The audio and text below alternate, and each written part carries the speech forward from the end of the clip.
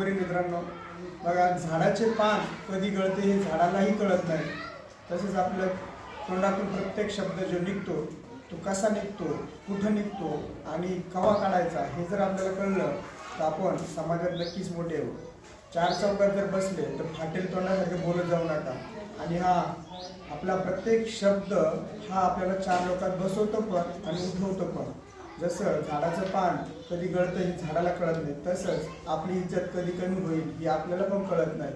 हे आपल्या सगळं तोंडावर असतं. जर तोंडात साखर असेल ना मित्रांनो, आणि कधी कुठं काय बोलायचं याची जर अक्कल असेल तर आपण नक्कीच समाजामध्ये मोठं होऊ शकतो. आणि आपला जो शब्द आहे हा विचारपूर्वक वापरायला पाहिजे, कारण गेलेला शब्द परत घेता येत नाही. जसं धनुष्यबाणातून निघलेला बाण हा परत येत नाही, बंदुकीची गोळी परत येत नाही. तसंच आपला तोंडातून निघणारा हा प्रत्येक शब्द फार मोलाचा आणि व्यवस्थित वापरायला पाहिजे. आणि कुटुंबात जर असताना आपण नवरा बायकोच्या नात्यामध्ये तसंच एकमेकांचा विश्वास पाहिजे. आणि बोलताना तिला शिव्या देऊ नका किंवा तिने आपल्याला शिव्या देणे काही गरजेचं नाही, कारण ह्याच तोंडावरती आज हा समाज टिकून आहे.